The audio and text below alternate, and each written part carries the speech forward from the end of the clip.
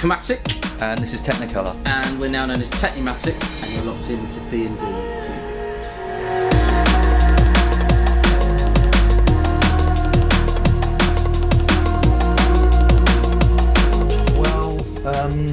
We both originally hooked up on Drum&BassArena, in fact, on the production forum. Yeah. And we were sort of on there getting feedback for tunes and, you know, seeing if anyone else liked our music, and we were both making a similar kind of sound, so it kind of worked through there originally. Like, I was making a tune at that time for Technique recordings called Inner Vision, and I was kind of struggling with it a little bit, and I was saying, oh, I'm not really sure, I can't work, you know, I'm having trouble with the beats and whatever, and he said, you know, do you mind, like, you know, send me the tune, see if I can have a little play with it, and I send it over to him. And it was weird, wasn't it? Because like, you literally sent it over, and up until that point, we'd never even thought about the idea of collaborating. It was very much like two producers that were making similar music, and we wanted advice from each other as to how we could make the tune sound better, or... Yeah. And then after Peter sort of sent it over, I sort of did a few bits and bobs, and then you got it back. And it was weird, wasn't it? Because we were having a conversation, and we were like, oh, we're actually doing a collab now. Yeah. And then that all kind of stemmed from there, and we were sort of making everything then as Technicolour and Komatic. And then it was actually with the Shogun hookup where we all kind of had a meeting about it, and we sat down and we said maybe it's actually better to join up the name and to join forces. So indeed, we are now one mind. Yeah, hive mind.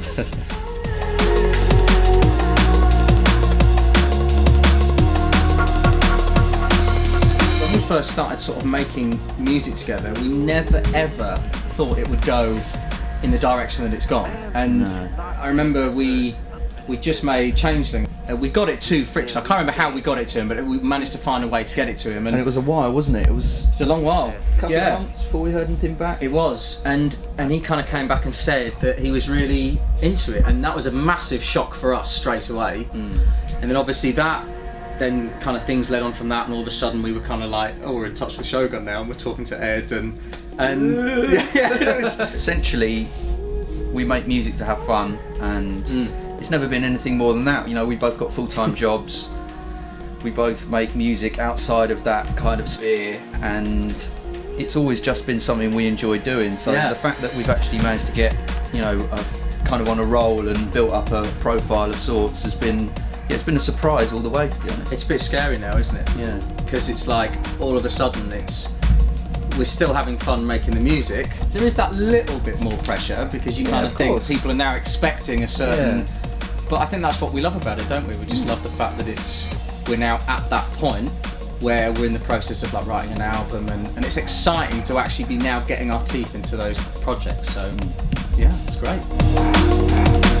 Well, Unfinished Business came predominantly, we made that tune over the summer, this summer, and it was at a time where our time was very much at a premium. You worked like 2 months non-stop without a day off. Yeah, I'd just recently gone freelance so that I could spend a bit more time with the music and everything, and you were just as busy as well. Yeah, and my wife gave birth to our second child, but there was complications and she was in hospital for like a month, so I was in and out of there, and basically we were trying to make this single for Shogun at that time.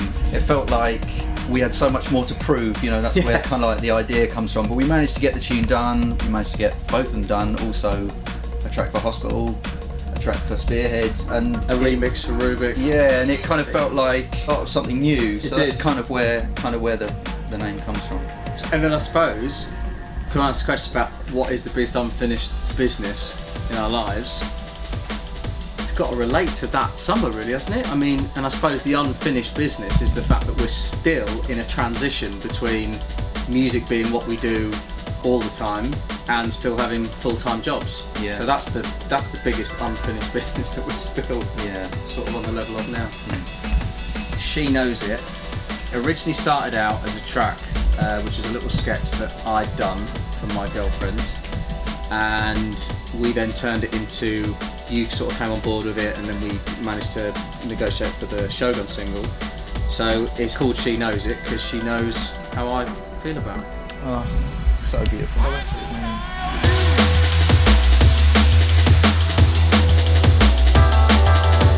What cheese would DJ Hype eat? I think triangle of the laughing cow. Yeah, or I mean, obviously, you know, he plays a lot of jump up, so it would have to be something sort of quite hard cheese and quite Hard cheese, sharp. maybe like an Italian manchego or something like that. I'll go with that. I don't even know what one of those is, but that sounds that works for impressive. me. He's more. He would have to be. He's something, a mature, smooth gentleman, isn't he? So it would have to be aged, cave aged. But obviously he's, you know, a sort of classic liquid funk protagonist, so it would have to be something quite smooth as well, maybe like a camembert or A camembert or a little smooth brie. We're really sorry, Tony. We're really sorry. Well, friction. Be careful what you say. Okay.